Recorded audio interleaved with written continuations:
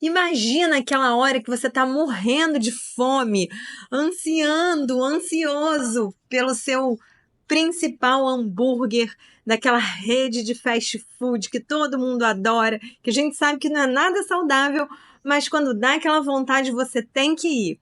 Você vai, come desesperadamente, só que depois de algumas horas, ou às vezes até 1, 2 dias, começa a te dar aquela dor no estômago, aquele embrulho, aquele barulho de no estômago, intestino, e você tem que sair correndo e você tem aquele piririzão que às vezes você nem consegue trabalhar. Fica indo várias vezes ao banheiro com diarreia aquosa e às vezes tem até que faltar ao trabalho. Foi exatamente isso que aconteceu nos Estados Unidos com mais de 75 pessoas que, depois de comerem em um restaurante muito famoso de fast food lá, apresentaram uma infecção intestinal, uma gastroenterite por Escherichia coli. E aí, o que pareciam refeições comuns tornou-se um grande surto lá que já está se alastrando por vários estados do país, num surto de Escherichia coli, alguns com consequências graves e até agora uma morte. Quer saber mais o que é a gastroenterite causada pela Escherichia coli? Fica aqui comigo. Eu sou Renata Beranger, eu sou médica, infectologista, especialista em doenças infecciosas e parasitárias. Vamos lá, o que é a Escherichia coli? Escherichia coli é uma bactéria que ela é muito encontrada no nosso trato gastrointestinal. Todo mundo tem um monte, milhões de Escherichia coli. E elas moram tranquilamente lá com a gente. Só que o que acontece? Quando a gente come algum alimento contaminado por alguns tipos diferentes, é o que a gente chama cepas diferentes de Escherichia coli, ela pode levar desde um quadro de um piririzinho, uma diarreia autolimitada, até realmente casos muito graves, incluindo morte. E o que aconteceu lá nos Estados Unidos? Uma Escherichia coli, que é um tipo muito específico que a gente conhece, que tem uns numerozinhos diferentes, é O157H7. Essa bactéria ela é conhecida por causar diarreias muito graves, gastroenterites gravíssimas.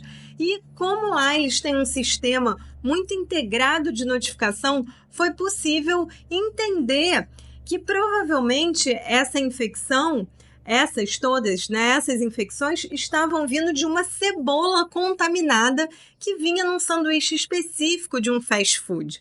E aí as pessoas comiam e pouco tempo depois começavam a ter um piriri, uma diarreia muito grande com sangue, e algumas evoluem para insuficiência renal, precisando de diálise, são quadros muito graves e até uma morte. E aí as pessoas ficam sem entender, poxa, se no nosso trato gastrointestinal é cheio de Escherichia coli, como que uma bactéria que fica presente lá, que a gente já tem, pode causar quadros tão graves? Isso é justamente porque elas são diferentes, têm cepas diferentes. Esse caso foi muito grave, mas podem acontecer, por exemplo, infecções da diarreia do viajante, que a gente fala. Você está acostumado com as suas Escherichia coli. Quando você vai para outro lugar, ou vai fazer uma viagem, toma água contaminada com Escherichia coli, são os coliformes fecais, que a gente sempre ouve falar, a praia está contaminada com coliformes fecais.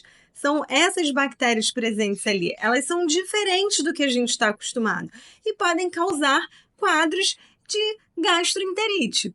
E existem esses específicos que são muito, muito graves. Foi isso que aconteceu lá nos Estados Unidos. E vou explicar um pouquinho melhor para vocês como lá nos Estados Unidos eles conseguiram chegar a essa conclusão, até a cebola contaminada.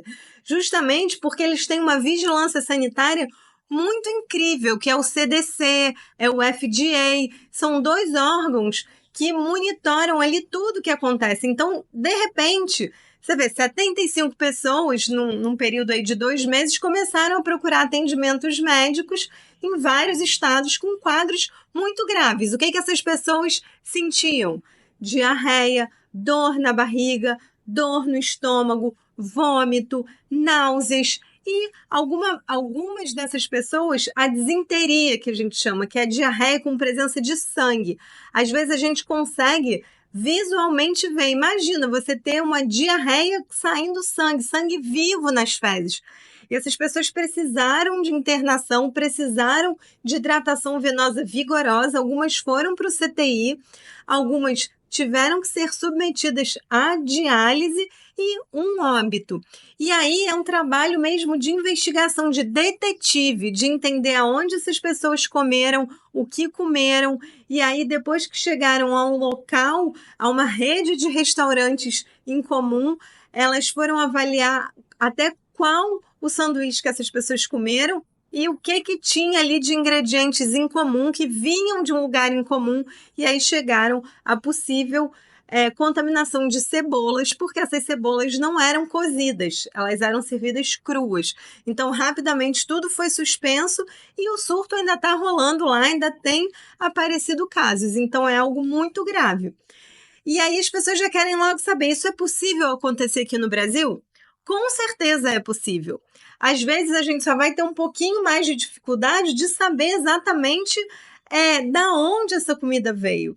Mas a gente consegue saber isso se, por exemplo, num evento muito grande, várias pessoas passarem mal. Vamos lá, tipo, exemplo, num Rock in Rio, várias pessoas procuram atendimento de saúde com quadros graves, é possível a gente chegar a uma fonte comum de infecção. Como que a gente consegue fazer esse diagnóstico? É um pouquinho difícil, às vezes a gente tem que fazer cultura de fezes, mas hoje em dia a gente tem um exame muito rápido e especial, onde a gente consegue ver ali como se fosse o DNA dessas bactérias, e aí é um exame que é um pouquinho caro, mas a gente consegue detectar vários tipos de bactérias ou vírus que causam essas infecções alimentares. E aí, se a gente consegue fazer isso em várias pessoas e tem uma fonte comum de alimentação, a gente consegue identificar esse surto. Mas vale a pena falar aqui que a maioria dos surtos de gastroenterite são casos mais isolados e são casos não tão graves assim quanto o dessa Escherichia coli. Mas eu, como infectologista, já acompanhei alguns casos e são casos difíceis, sim, porque precisa de um infectologista acompanhando, porque a maioria dos médicos querem logo iniciar antibiótico para esses casos.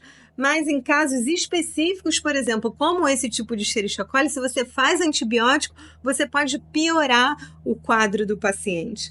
Então, é muito importante que a gente tenha esse diagnóstico do nome da bactéria e saber o tipo da bactéria, porque senão, tentando tratar, a gente acaba atrapalhando e agravando mais ainda o quadro do paciente. Uma dúvida muito comum que as pessoas ficam é quando que num quadro de diarreia aguda eu tenho que procurar atendimento médico.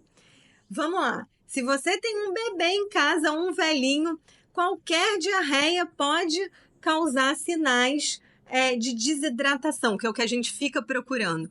Na pessoa mais jovem, ali adulto jovem, não vai ter tanto problema. Mas vamos lá, crianças que não param de chorar, que não estão conseguindo se reidratar, se param de mamar, se começa a ter vários episódios de diarreia, idosos que comecem a ficar desorientados, falando besteira, ou tá dormindo demais, ou tá muito agitado, ou então a pele tá muito fria, quando você pega assim, tá esquisito, tá meio com uma sudorese, suando. Quando você tá deitado, você de repente se senta e fica muito tonto, não consegue levantar, ou o xixi tá com aquela cor escura, quase de Coca-Cola. Isso são sinais de possíveis quadros de desidratação grave. Você deve procurar um atendimento médico logo, porque você vai precisar de hidratação na veia. E sangue nas fezes é sempre preocupante. Viu aquele vermelhão junto com a diarreia, você tem que procurar imediatamente o pronto-socorro. E como que a gente faz para prevenir essas infecções? É o que eu adoro falar aqui, medidas muito simples. Higienização das mãos antes de comer alguma coisa e antes, principalmente, de preparar as comidas. Então, muito cuidado quem gosta de comer nesses podrões por aí, que a gente acha uma delícia, que fala que tem aquele tempero especial.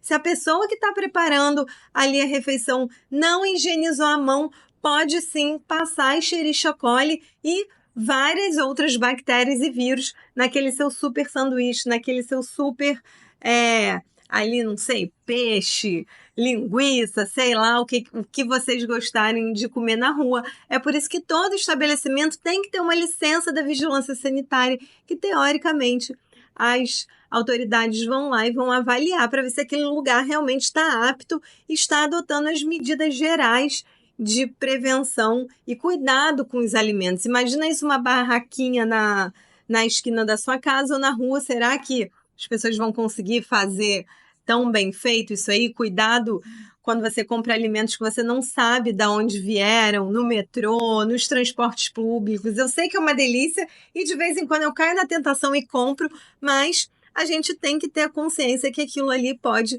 trazer malefícios para a nossa saúde. E esse surto que aconteceu lá nos Estados Unidos bota a gente para pensar que uma simples refeição pode terminar realmente muito mal, pode terminar com a gente lá no pronto-socorro recebendo hidratação na veia ou, enfim, até quadros mais graves. Então, vamos prestar atenção na segurança dos alimentos em tudo que a gente come, porque isso é autocuidado também. Se você quer saber mais sobre como ter uma vida saudável, como se prevenir das infecções, fique aqui comigo e me conta aqui se você já teve aquele piririzão bizarro depois de comer num podrão por aí. Obrigada e até a próxima!